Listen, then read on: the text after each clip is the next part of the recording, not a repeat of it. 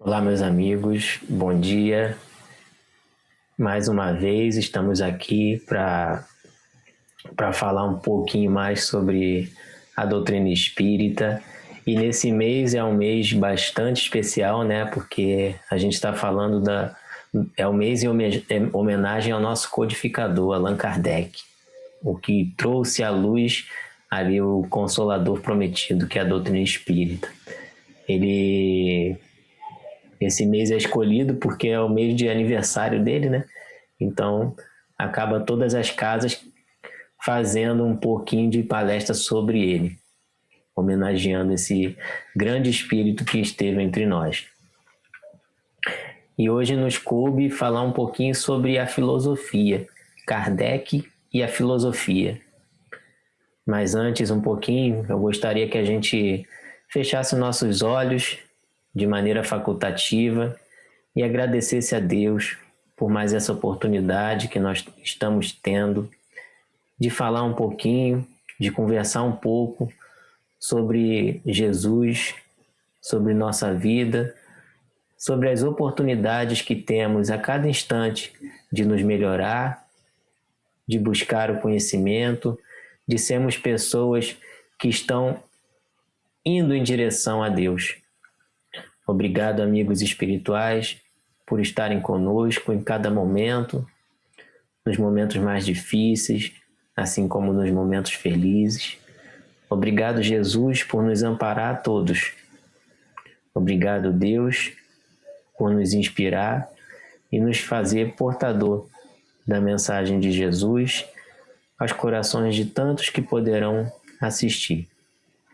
Que todos nós possamos nos sentir alegres com a tua presença e com o coração aberto para receber a tua mensagem. Obrigado, Pai, que assim seja.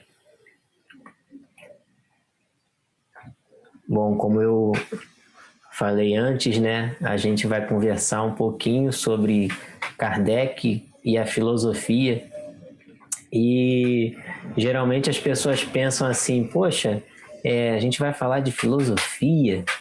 Só que se a gente parar para pensar, a gente está em volta, a filosofia está à nossa volta o tempo todo. O homem, ele é formado por ideias. Desde quando a gente nasce ali no bercinho, se a criança está chorando um pouquinho, a pessoa acha que quer uma chupeta, vai perguntar, você quer uma chupeta? Já está dando respostas. Ele, desde que nasce, ele está adquirindo respostas. E quando ele chega a determinada maturidade, ele começa a fazer questionamento. Não é assim? Quando a criança começa a querer aprender a falar, ela começa a apontar para as coisas e o ser humano, os pais, vão falando, você quer um celular? Você quer a caixinha disso, o brinquedo daquilo? Né? A criança vai buscando o conhecimento externo. Todos nós fazemos isso. Nós somos seres que buscamos sempre o conhecimento. Nascemos simples e ignorantes, como espírito e também no berço, porque a gente não está lembrando de nada, então a gente pode falar que a gente está ali simples e ignorante, pelo menos naquela fase ali. Então, a filosofia, ela busca respostas.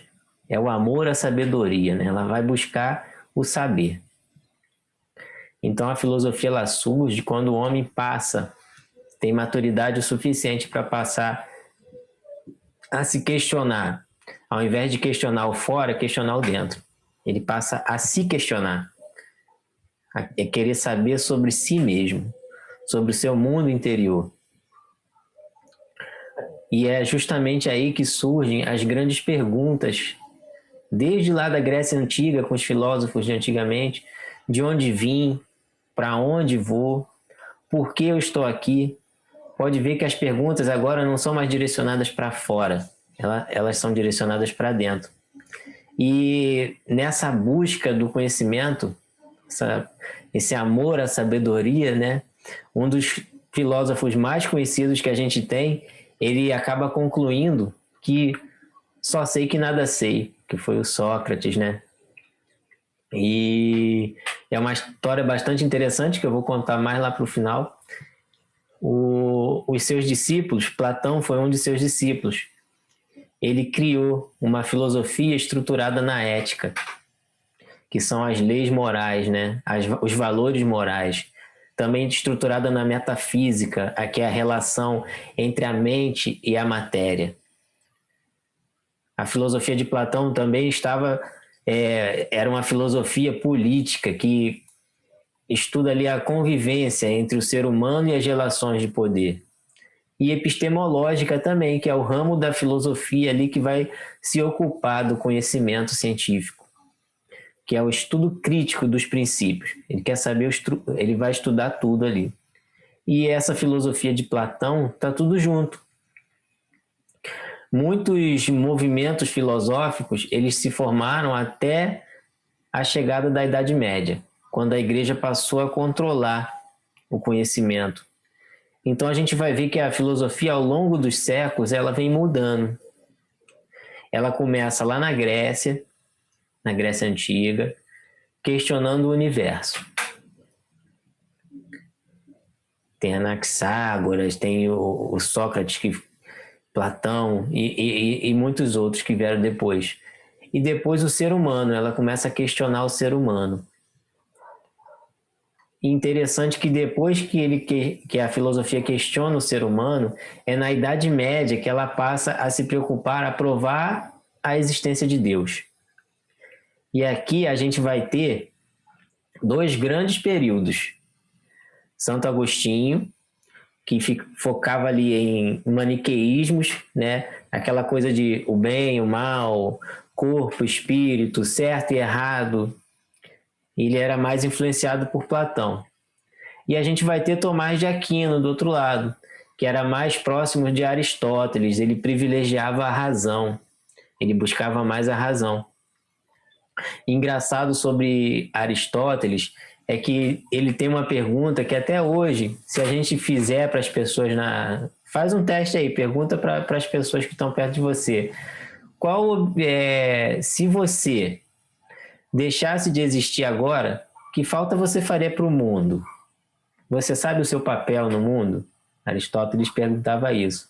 Então a gente vai ter isso, Santo Agostinho de um lado, mais voltado para as ideias de Platão, bem e mal, corpo e espírito, e Tomás de Aquino, que privilegiava mais as ideias de Aristóteles, privilegiava mais a razão.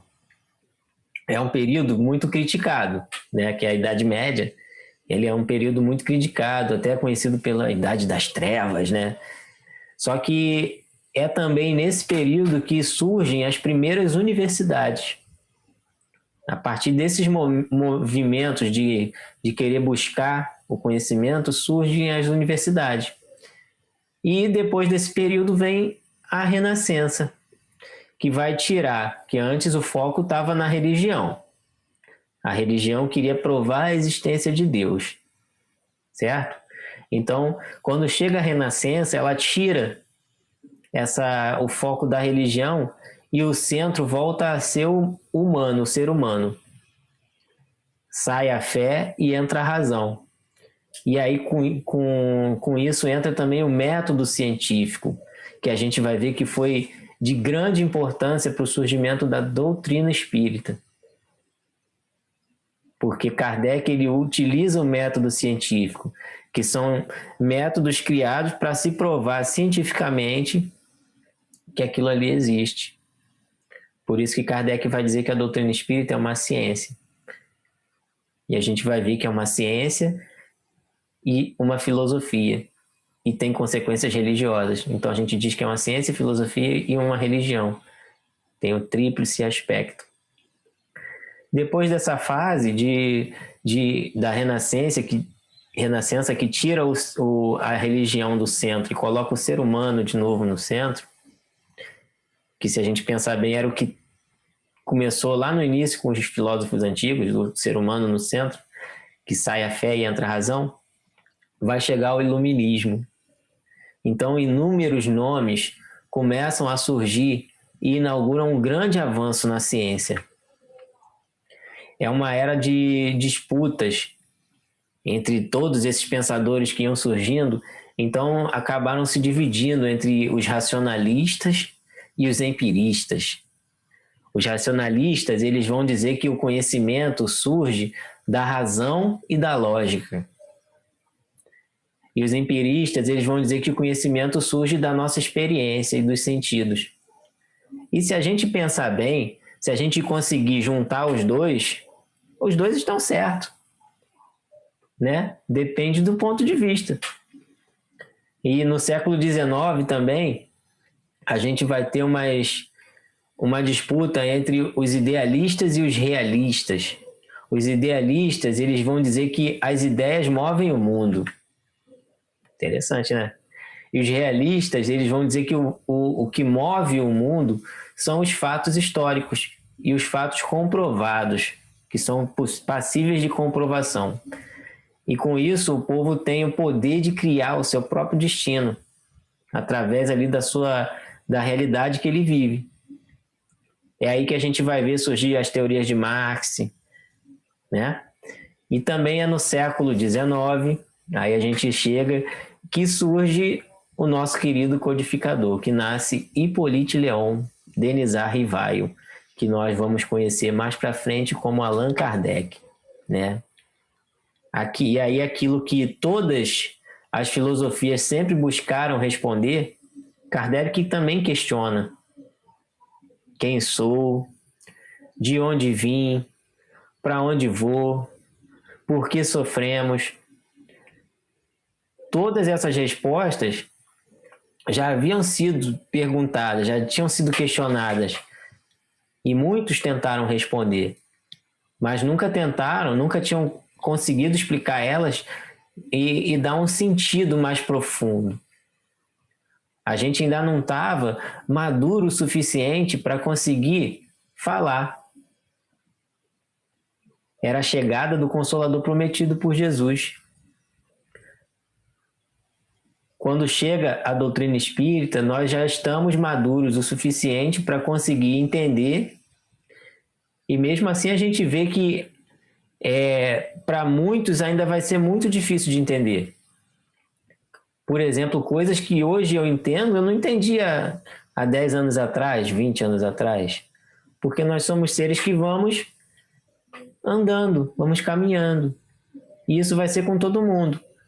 Quando surgiu a doutrina, surgiu Kardec trouxe o Consolador, mas as pessoas ainda estavam se acostumando. Por isso que a gente vai ver muito ranço ainda que a gente traz manias de outras religiões, porque isso ainda está entrando em nós. A gente ainda está absorvendo, como crianças absorvendo, lá no início que eu falei, absorvendo os conhecimentos. A gente ainda está assim. Todos nós estamos nessa fase. Hoje eu falo aqui para vocês porque eu estudei antes para falar o que eu estudei. Nada impede de vocês fazerem a mesma coisa, né? A doutrina espírita, se ela chegasse um pouco antes, ela acabaria, não chegaria nem a nascer. Quantas pessoas não arderam nas fogueiras nos séculos passados? Se a gente pensar um pouquinho, o próprio Allan Kardec, ainda com a vivência do John Hus, ele foi John Hus, e John Hus foi um padre que foi contra as ideias que a igreja pegava, que ele não aceitava, mas ele foi contra baseada nos textos evangélicos. Aquilo que Lutero fez mais para frente, a reforma protestante. Lutero pegou as ideias de John Hus, que era o Allan Kardec encarnado naquela época. E em 1415 ele é queimado na igreja, pela Inquisição.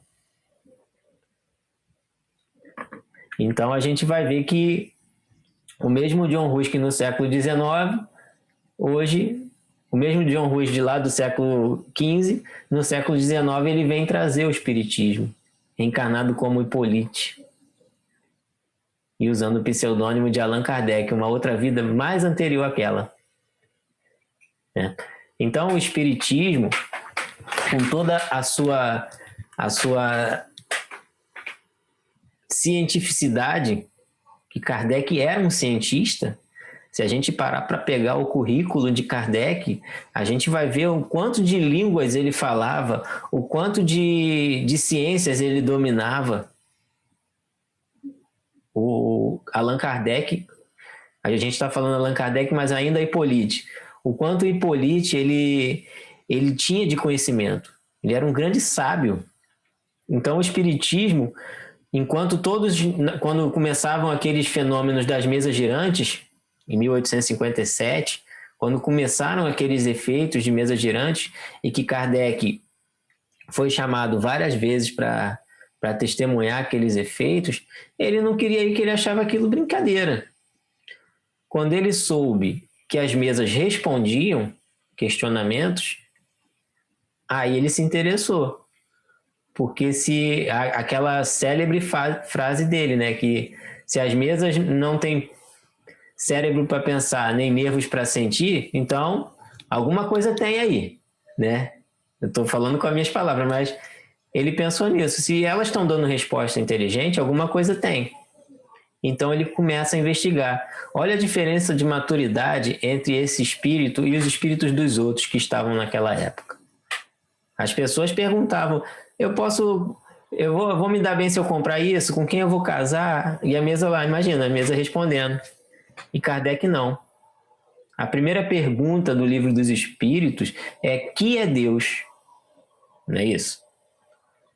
Então o Espiritismo ele vem e ele faz os mesmos questionamentos dos filósofos antigos. Quem sou?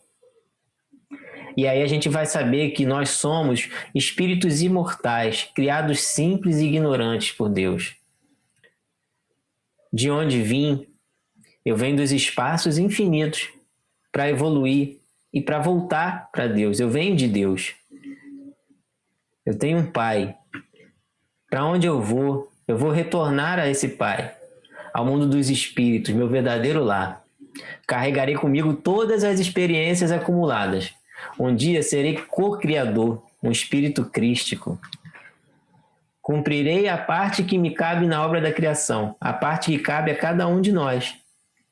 Tem uma mensagem de Emmanuel, que eu acho que está no Fonte Viva, que ele vai falando das pessoas que ainda estão em processo de evoluir, que hoje fazem um monte de coisa errada, cometem crimes. Ele fala: um dia essas pessoas vão ser espíritos puros. Um dia essas pessoas vão ser mentores de alguém, né? Um dia essas pessoas vão ser co-criadores no universo. Quando lá no 2000 anos, no livro de Chico Xavier, pelo Espírito Emmanuel, ele relata a encarnação dele como senador romano Públio Lentulus. E em determinado momento do livro, ele tem um encontro com Jesus. E nesse encontro com Jesus, depois que eles começam a conversar ali, Jesus fala para ele: você tem a opção agora de me seguir ou de me seguir daqui a milênios.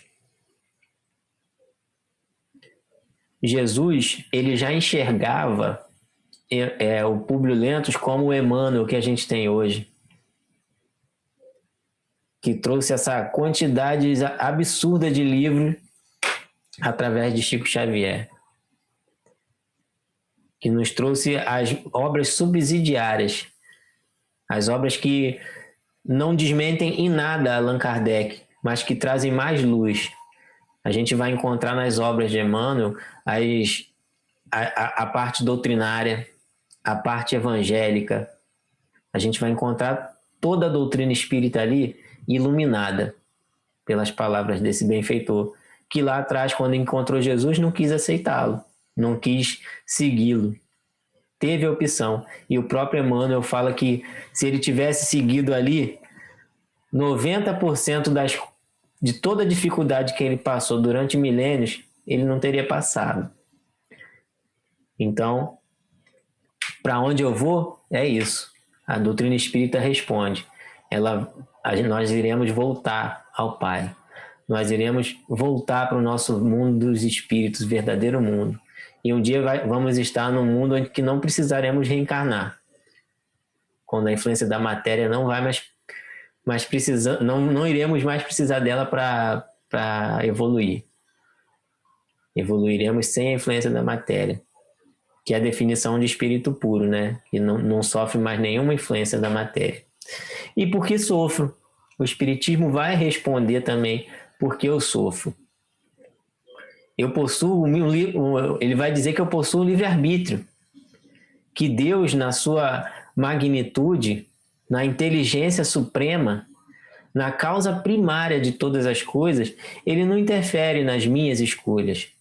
Ele respeita as minhas escolhas, até porque ele sabe quem eu serei mais lá na frente.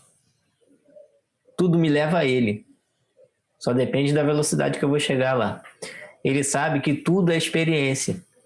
Ele sabe que um dia seremos luz. Nas palavras de Jesus, eu e o Pai somos um.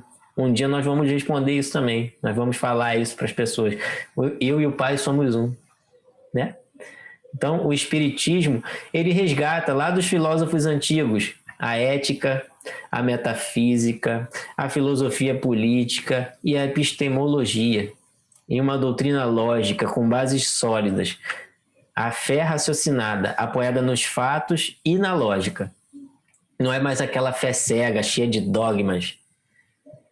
É esse o Espiritismo que conseguiu unir ciência, religião e uma filosofia de vida, a filosofia do espírito, aliviando as dores e trazendo o alívio a muitos corações e colocando a caridade como sendo o único caminho possível.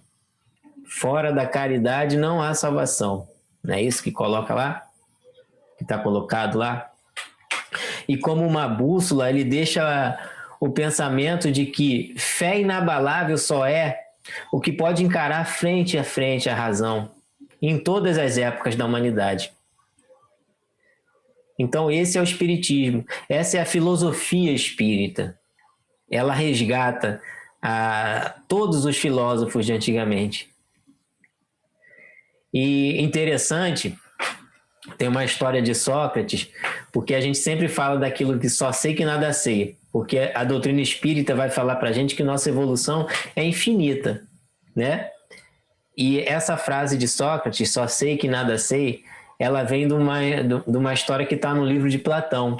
Um amigo de Sócrates, o Querofante, ele vai até aquele oráculo, né, o oráculo de Delfos, e o oráculo fala que Sócrates é o homem mais sábio entre todos os homens.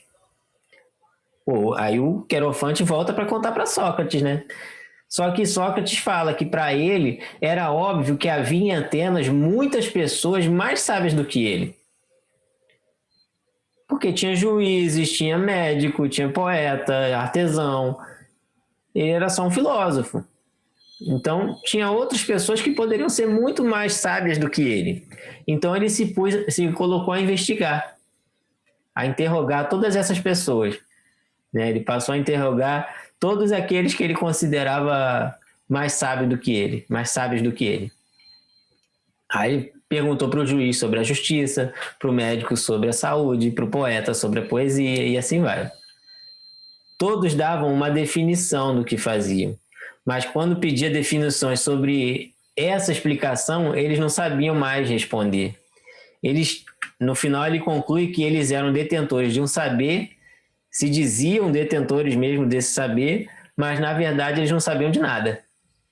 Então concluiu que ele era mais sábio sim do que aquelas pessoas, porque ele sabia exatamente as coisas que ele não sabia. Então ele não falava que sabia do que não sabia, entendeu? Elas não sabem o que não sabem, aquelas pessoas. Ele dizia isso. Então ele diz, só sei que nada sei. E a sabedoria maior de Sócrates era saber que não sabia de nada, da grandiosidade que ele ainda precisava descobrir. Enquanto que os outros, eles achavam que sabiam de tudo. Isso colocava em uma postura de busca.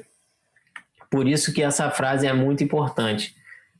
O só sei que nada sei coloca a gente nessa posição de descobrirmos novos conhecimentos. Novas ignorâncias vão surgindo, à medida que a gente vai descobrindo uma coisa aqui, novas ignorâncias vão surgindo, né? A gente vai só ampliando o nosso campo de visão. E essa é a posição do filósofo.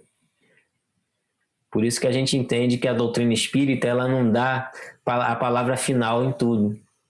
Ela dá uma ampliação da nossa visão para a gente buscar mais coisas. Só que no estado atual que ela está, a gente ainda tem muita coisa para descobrir. A gente ainda tem muita visão para ampliar.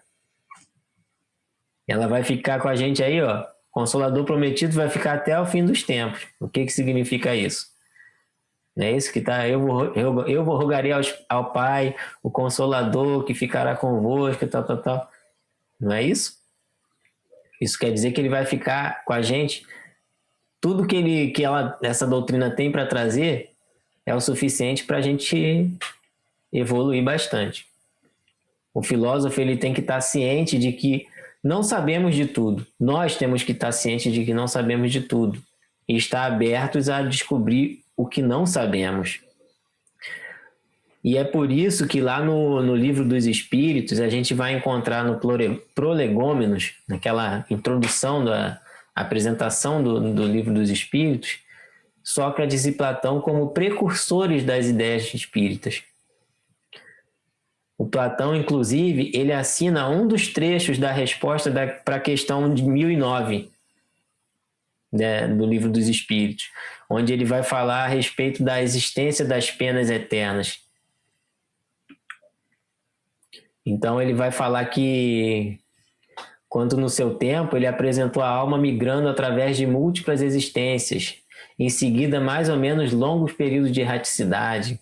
E aí ele vai discorrendo o assunto, né, que o Espiritismo ele não vem dar respostas, ele vem abrir novos questionamentos e nos fazer seguir em frente. Então que a gente possa dar uma de filósofo, todos nós, na verdade, todos nós já damos uma de filósofo, porque todos nós temos questionamentos. Se cada um de nós aqui, se a gente parar para ouvir e começar a se questionar, muitas outras perguntas vão surgir. Então que a gente tenha isso em mente. Todos nós podemos nos questionar e buscar respostas. A gente precisa estar aberto para essas respostas. Eu agradeço mais uma vez por mais essa oportunidade de falar um pouquinho sobre a doutrina espírita, o Consolador Prometido, sobre essas grandes personalidades que existiram, que foram deixando esse rastro, essas migalhas de pão para a gente seguir. E aí, a gente lembrar que Deus, ele nos vê como nós seremos, não como nós somos agora. Então, que a gente possa agradecer. Pai nosso que estás nos céus, na luz dos sóis infinitos, Pai de todos os aflitos deste mundo de escarcéus. Santificado, Senhor, seja teu nome sublime, que em todo o universo exprime ternura, concórdia e amor. Venha ao nosso coração o teu reino de bondade, de paz e de caridade na estrada da redenção. Cumpra-se o teu mandamento, que não vacila nem erra, nos céus como em toda a terra, de luta e de sofrimento. Evita-nos todo o mal, dá-nos o pão no caminho, feito de luz no carinho do pão espiritual. Perdoa-nos, Senhor, os débitos tenebrosos, de passados escabrosos de iniquidade e de dor. Auxilia-nos também nos sentimentos cristãos, a amar os nossos irmãos que vivem distantes do bem. Com a proteção de Jesus, livra nossa alma do erro, neste mundo de desterro distante da tua luz. Que nossa ideal igreja seja o altar da caridade, onde se faça a vontade do teu amor. Assim seja.